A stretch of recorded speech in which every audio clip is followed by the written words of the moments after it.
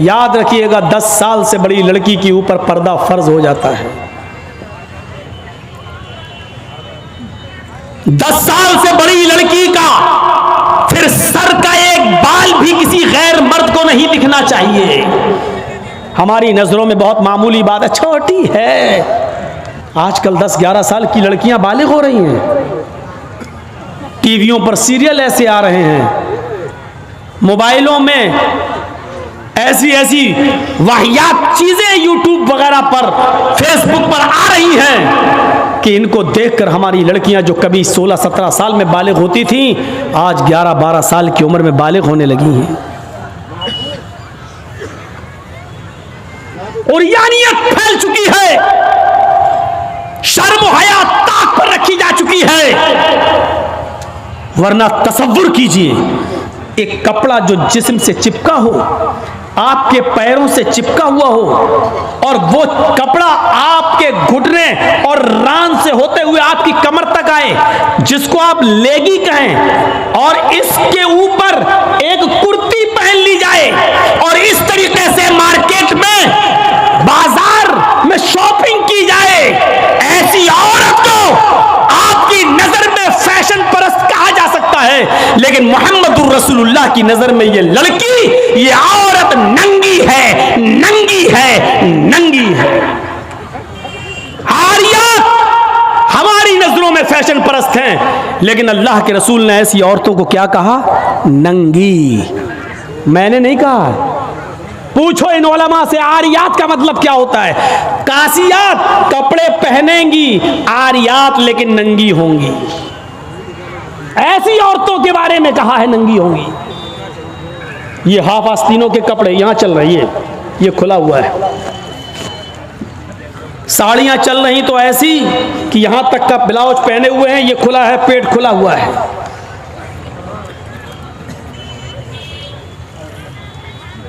और जो चंद बुरके अब चल भी रहे हैं बिहार बंगाल में, पहले तो चलते नहीं थे, तो अब बुरकों में भी डिजाइन चलने लगी है। कड़े हुए बुरके, डिजाइनदार बुरके। अब एक बात बताइए, बुरके को आप एक तो डिजाइनदार बना रहे हैं, और दूसरा जब औरत या लड़की जब बुरका ओढ़ती है तो सीने पर फूल बना दिए आप। ये बताइए यहां फूल बनाने की क्या जरूरत थी? जब वो पहनती है तो फूल सीने पर, और वो लड़की ने ये बुर्का खरीदा क्यों? इसका मतलब क्या है कि वो भी इसलिए खरीद रही है ताकि मेरे फूलों पर नजर। ये सुनना पड़ेगा, तुम्हें नहीं, तुम्हारे बाप को भी सुनना पड़ेगा। जब तक मैं इस कुर्सी पर हूं, ये अथॉरिटी, ये पावर मुझे इस्लाम ने दिया है, सुनना पड़ेगा। क्यों खरीदा है उसने ये बुर्का? यूपी साइड में आ जाओ, लखनऊ के बुरके देख लो, बंबई के देख लो, हैदराबादी बुरके देख लो। कसम खुदा की अब बुरके बुरके नहीं रह गए। अब 60 साल की बुढ़ी भी ओढ़ ले तो ऐसा लगता है जैसे वो 18 साल की लड़की जा रही है। ये बुरके एक बार सच्चा वाकया है। 60, 65, 70 साल की बुढ़िया ऐसा ही बुरका ओढ़ के चेहरा छुपा के जा रही थी धीरे धीरे। भाई बुढ़ी थी, वो धीरे धीरे चल रही थी, तो एक लड़का उसका पीछा करने लगा। 20-22 साल का लड़का उस बुढ़ी का पीछा करने लगा, क्योंकि जो सोचने लगा बुर्का इतना खूबसूरत है तो बुर्के के अंदर कितना खूबसूरत माल होगा, बुर्के वाली कैसी होगी। उसका पीछा करने लगा। बुढ़िया धीरे धीरे चल रही, लड़का समझ रहा मुझे लिफ्ट दे रही है, मेरी वजह से धीरे धीरे चल रही, जबकि वो अपनी कमजोरी की वजह से धीरे धीरे चल रही। बुढ़िया समझ गई ये लड़का मेरा पीछा कर रहा है, तो थोड़ी दूर चलने के बाद उसने अपना नकाब खोला और अपनी तुतलाती जबान में बोली, बेटा। लड़के का तो मूड खराब हो गया, कमबख्त मेरा तो मामला ही गड़बड़ हो गया। बेटा तू मेरा पीछा क्यों कर रहा है? मैं तो तेरी अम्मा की उम्र की हूं। लड़के को भी गुस्सा आ गया, कभी बात मैं अपने लिए नहीं अपने अब्बा के लिए ढूंढ रहा हूं। अब 60, 65, 70 साल की बूढ़ियों को ऐसे खूबसूरत बुरके पहनने की क्या जरूरत? बुरकों का मकसद जो कभी था पर्दा, लेकिन आज उनका मकसद भी वो नहीं रह गया। अल्लाह के नबी के ज़माने में एक सहाबी अल्लाह के नबी के पास आती हैं, मुस्नद अहमद की सही रिवायत, जिनकी चादर कपड़े से नीचे, टखने से नीचे, चप्पल से नीचे ज़मीन की मिट्टी उड़ाती हुई आती है और कहती है अल्लाह के रसूल मैं इस चादर को ओढ़कर नमाज पढ़ने जाती हूँ। आपने कहा चादर इतनी नीची होनी चाहिए। उसने कहा अल्लाह के नबी कभी कभी ज़मीन पर पेशाब व पायखाना पड़ा होता है, गंदगी पड़ी होती है, तो क्या मैं थोड़ी सी ऊपर करके पायखाना गंदगी को क्रॉस करके आगे निकल जाऊं? आपने कहा नहीं, दाएं से निकल जा, बाएं से निकल जा। कहने लगी दाएं भी मर्द बैठे होते हैं, बाएं भी मर्द बैठे होते हैं, मुझे उसी गंदगी के ऊपर से निकलना है। अल्लाह के रसूल इजाजत दे दीजिए, मैं थोड़ा सा ऊपर कर लूं और निकल जाऊं, उसके बाद नीचे कर लूंगा।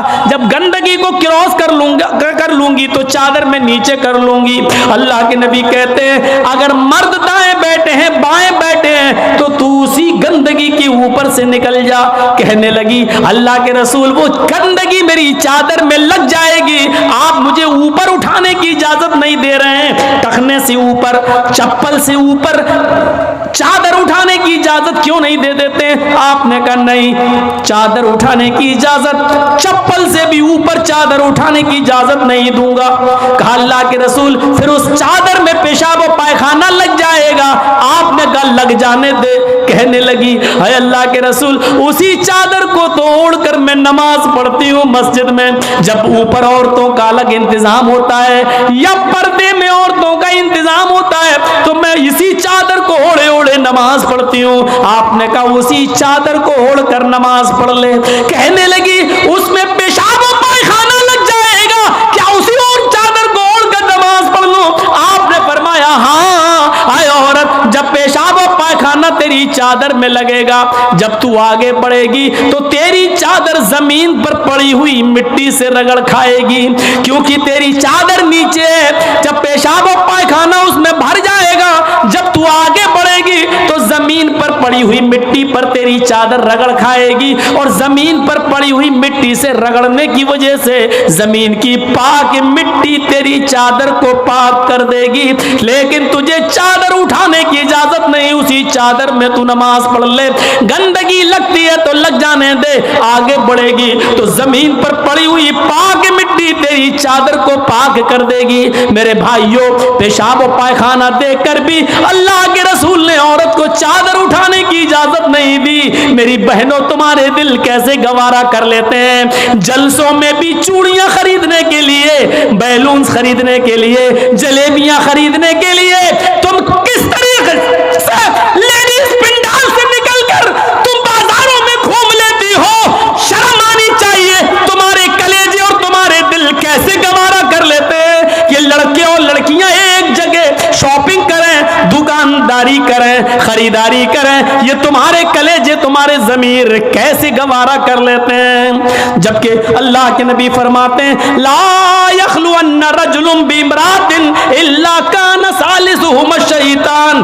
कोई मर्द किसी औरत से तन्हाई में न मिले, कोई मर्द किसी औरत से अकेले में न मिले कि उसमें तीसरा शैतान होता है, उसमें तीसरा बहकाने वाला शैतान होता है। मेरे भाइयों, इस्लाम का कानून यही है, इस्लाम का निजाम यही है। एक औरत, उसका शौहर मर चुका है, औरत के पास बहुत ज्यादा पैसा है, वो हज करना जाना चाहती है, शौहर इंतकाल कर गया, अब औरत अकेले हज करने नहीं जा सकती है, जबकि मुस्तती है, साहिब इस्तिताअत है, हज करने जाना चाहती है, अच्छा काम करने जाना चाहती है। इस्लाम कहता है कि तेरा शौहर नहीं है तो भाई के साथ जा, भाई नहीं है तो बाप के साथ जा, बाप नहीं है तो बेटे के साथ जा, लेकिन किसी महरिम का होना जरूरी है, उसके साथ जा। चीख कर औरत कहती है कोई नहीं है, मेरे पास दौलत है। अल्लाह के नबी कहते हैं फिर दौलत संभाल कर अपने पास रख। अगर तेरा भाई नहीं है, बेटा नहीं है, शौहर नहीं है, बाप नहीं है, कोई महरिम नहीं है, तो तू अकेले हज करने नहीं जा सकती है। नहीं, अय अल्लाह के नबी, मेरा पड़ोस में बड़ा अच्छा नेक हाजी नमाजी नेक आदमी रहता है, मैं इसको भाई बना लेती हूँ, चली जाऊं? फरमाया नहीं नहीं, मुंह भोले भाई को भाई बनाकर उसके साथ तुम हज करने नहीं जा सकती हो, इसलिए कि अपने मुंह से किसी को भाई बोलने से वो तुम्हारा सगा भाई नहीं हो जाएगा, अपने मुंह से किसी को बेटा बोल देने से वो बेटा नहीं हो जाएगा। तुम किसी को बेटा बोल दो, भाई बोल दो, जो चाहो बोल दो, लेकिन इस्लाम ये कहता है कि उसके साथ भी औरत को इजाजत नहीं है कि वो हज करने जाए। अगर कोई नहीं है तो मत जाओ, लेकिन इस्लाम इस बात की इजाजत नहीं देता है कि तुम अकेले जाओ या किसी को बहन, किसी को भाई या बेटा बनाकर जाओ, इस बात की इजाजत नहीं देता। इस्लाम एक इबादत में, हज जैसी इबादत में भी औरत को किसी गैर मर्द को मुंह बोले भाई और मुंह बोले बेटे के साथ भी जाने की इजाजत नहीं देता। तो मेरे भाइयों, जब खाने काबा में जाने की इजाजत नहीं देता है, सफा मरवा की सई की इजाजत नहीं देता है, इतनी खूबसूरत इबादत की इजाजत नहीं देता है, तो बाजारों में अकेले घूमकर शॉपिंग करने की इजाजत कैसे देगा? फिर बाजार के अंदर औरत को अकेले जाने की इजाजत कैसे देगा? इतनी खूबसूरत इबादत करने की इजाजत नहीं देता है, इतनी खूबसूरत इबादत करने की इजाजत नहीं देता है, तो मेरे भाइयों फिर औरत को बाजारों में घूमने की इजाजत कैसे देगा? फिर बाजार में घूमने और बाजार में सैर व तफरीह की इजाजत कैसे देगा? हमारी माँ बहनों को इस बात को सोचना चाहिए, गौर करना चाहिए, संजीदगी से इसको लेना चाहिए। एक जमाना था, हजरत फातिमा कह रही हैं, आए अली, मैं इतनी बीमार हूँ, इतनी बीमार हूँ, लगता नहीं कि इस बीमारी में मैं बच पाऊंगी। आए अली, अगर मुझे कुछ हो जाए, अगर मेरा इंतकाल हो जाए, आए अली, तो मुझे दिन के उजाले में दफनाने मत ले जाना, रात की तारीकी में ईशा की नमाज के बाद मुझे कब्रिस्तान में दफन करना। हजरत अली ने कहा, आए फातिमा, ऐसा क्यों कह रही हो? अगर तुम्हारा इंतकाल सुबह फजर के बाद हो तो क्या ईशा तक हम तुम्हारे जनाजे को रखेंगे, मिट्टी को रखेंगे?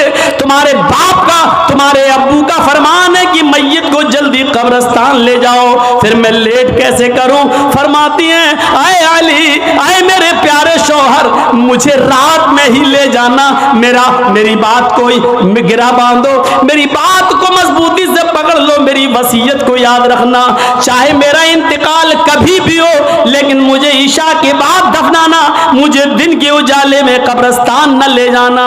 आए अली, मैं नहीं चाहती हूं कि मेरे मुर्दा जिस्म पर पड़े हुए कफन पर भी किसी गैर मर्द की नजर पड़े, मैं अपने कफन पर भी किसी गैर मर्द की नजर नहीं पड़ने देना चाहती हूं। आए अली, मुझे रात में ले जाना, दिन के उजाले में नहीं। मैं नहीं चाहती कि मेरे कफन पर भी किसी गैर मर्द की नजर पड़े। मेरे भाइयों, इंतकाल के बाद निकाह जायज नहीं है, इंतकाल के बाद शादी नहीं होती है, लेकिन इंतकाल के बाद भी अपने जिस्म को तो छोड़ो, अपने कफन को भी किसी गैर मर्द को देखने की इजाजत नहीं दे रही है। यह था हजरत फातिमा का पर्दा। इस पर्दे की रोशनी में मेरी बहनों, अपने गरीबानों में झांक कर देखो, अपने गरीबानों के बटन खोलो और तलाश करो, हम कहां खड़े हैं, हमारा पर्दा क्या है, हमारी इज्जत व आबरू क्या है। आज हमारे चेहरों को हरकस और नाकस देख रहा है, कल तक हमारे इन खूबसूरत गालों को कभी आसमान की निगाहों ने भी नहीं देखा था, चांद और सितारों ने भी नहीं देखा था, और आज जो चाहता है देख लेता है, हरकस और नाकस जिसको चाहो आज वो बड़ी आसानी से हमारी बहनों बेटियों का दीदार कर रहा है। और एक और बात, जितना अमीर बाप है, जितना अमीर बाप है, जितना भी बाप अमीर मिलेगा आपको, आप देखिएगा उसकी बेटी उतने ही कम कपड़े पहने हुए होगी। किस बात का अमीर है तू? काहे का अमीर है तू? अपनी बेटी को 5 मीटर का कपड़ा लाकर नहीं दे सकता है तो काहे का अमीर है तू? कंजूस और बखील बाप। अल्लाह ताला ने इन अमीरों को ऐसी सजा दी है, ऐसी सजा दी है। कल तक ये गरीबों की लड़कियों को डांस कराया करते थे, आज अल्लाह ताला ने इन अमीरों की लड़कियों के जिस्मों से कपड़े उतार कर उनको लोगों की नजरों को दीदार करने पर मजबूर कर दिया। आज इन अमीरों की लड़कियों के जिस्मों से कपड़े उतरवा कर आज गरीब इन लड़कियों को देख रहे हैं, उनका नजारा कर रहे हैं। आज अमीरों को अल्लाह ने ये सजा दी है। आज वो फैशन समझते हैं कि मेरी बेटी फैशनेबल कपड़े पहने हुए हैं। नहीं नहीं मेरे भाइयों, मेरी भाइयों, आप अपनी बहनों के जिम्मेदार हैं। अल्लाह के नबी ने फरमाया कि जिस लड़की का बाप, जिसकी बेटी बेपर्दा घूमे, वो बाप दयूस है। जिसकी बहन बेपर्दा घूमे, वो भाई दयूस है। जिसकी बेटी बेपर्दा घूमे, वो बाप दयूस है। जिसकी बीवी बेपर्दा घूमे, वो शौहर दयूस है। गौर करो कितनी साफ लफ्जों में, कितने साफ लफ्जों में अल्लाह के नबी ने फरमाया, जिसकी बहन बेपर्दा घूमे वो भाई दयूस, जिसकी बेटी बेपर्दा घूमे वो बाप दयूस, जिसकी बेटी बेपर्दा घूमे वो बाप दयूस, जिसकी बीवी बेपर्दा घूमे वो शौहर दयूस। अब दयूस का माना अगर हम समझ जाएं तो सारा मामला हल हो जाए। दयूस, दयूस का ये तो अरबी लफ्ज़ है ना, इसका उर्दू में तर्जमा होता है, सुनने की ताकत है, सुनेंगे। दयूस का मतलब होता है भड़ुआ। और भड़ुआ किसको कहते हैं बताने की ज़रूरत नहीं, जानते होंगे। भड़ुआ कहते हैं उसको जिसने अपनी बहन, बेटी या बीवी या माँ को गलत काम करने के लिए किसी अड्डे पर बिठा दिया हो, चकले पर बिठा दिया हो और उनसे गलत काम करवाता हो और उनकी कमाई खाता हो। अरबी ज़बान में इसको दयूस कहते हैं और उर्दू में इसको भड़ुआ कहते हैं। कितना सख्त जुमला इस्तेमाल किया अल्लाह के रसूल ने। मौलाना जर्जीस को आप कह रहे होंगे ये क्या हो गया इसको।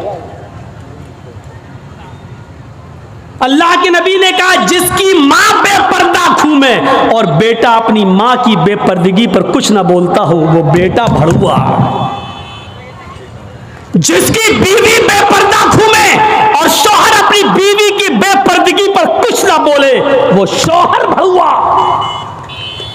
जिसकी बहन बेपर्दा घूमे और वो भाई अपनी बहन की बेपर्दगी पर खामोश रहे वो भाई भड़ुआ। और जिसकी बेटी बेपर्दा घूमे और बाप अपनी बेटी की बेपर्दगी पर खामोश रहे वो बाप भड़ुआ। दयूस कह दो मौलाना चलेगा, भड़ुआ मत कहो, अच्छा नहीं लग रहा है। हम कब कह रहे हैं कि अच्छा लग रहा है? हमको अच्छा लगाना कब है? जब अच्छा ही लगने लगे तो फायदा क्या है? इंजेक्शन ऐसे लगाओ दर्द ना हो। बासा ऐसा हो सकता है कि इंजेक्शन लगे और दर्द ना हो।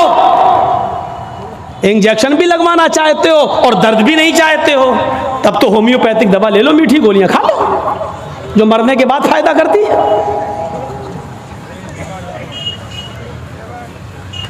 होम्योपैथिक दवा के बारे में यही मशहूर है, बहुत लेट फायदा करती है, तो हमने कह दिया मरने के बाद फायदा करती है। लेकिन सिस्टम मिल जाए तो जादू की तरह भी फायदा करती है, बहुत जल्दी भी करती है। तो जब आपको मीठी गोलियां ही खाना है होम्योपैथिक दवा, तो फिर मत कराओ तकरीरें। और तकरीर करा रहे हो तो सुनो, सुनना पड़ेगा। कितने लोग हैं आज जो अपनी बीवी की बेपर्दगी पर सवाल उठाते हैं? कितने ऐसे हैं जिनकी बेटियां आज बेपर्दा घूमती हैं और वो बाप अपनी बेटियों को डांटते हैं? अगर माँ बाप अपनी बेटियों को सही से जिम्मेदारी निभाने लगे तो आज एक भी लड़की के पास एंड्रॉयड मोबाइल ना हो। हमारी 18-20 साल की लड़की जिसकी शादी नहीं हुई घर पे रहती है, उसके हाथ में एंड्रॉयड मोबाइल चीख चीख के बता रहा है कि बाप की तरबियत में कमी है, बाप अपनी बेटी पर पूरा का पूरा हुक्मरान नहीं है, हाकिम नहीं है, या ये कह रहा है बेटी के हाथ में वो एंड्रॉयड मोबाइल चीख चीख के कह रहा है ये बाप ना कह रहा है, बेटी के आगे बाप की नहीं चल रही है, बाप मजबूर हो चुका है। मेरे भाइयों, अगर बाप मजबूर ना होता तो बेटी के हाथ में एंड्रॉयड मोबाइल नहीं होता। क्या जरूरत है बेटी के हाथ में देने की? वो तो घर में रहती है, क्यों चलाएगी साहब? आपकी बेटी 18-20 साल की क्यों फेसबुक चलाएगी, क्यों व्हाट्सएप चलाएगी? क्यों मैसेंजर चलाएगी? और आप कैसे अपनी बेटी को फेसबुक और मैसेंजर और व्हाट्सएप चलाने के लिए ढील दे सकते हैं? कैसे? आपका ये दिल कैसे गवारा कर लेता है? आप जिम्मेदार हैं।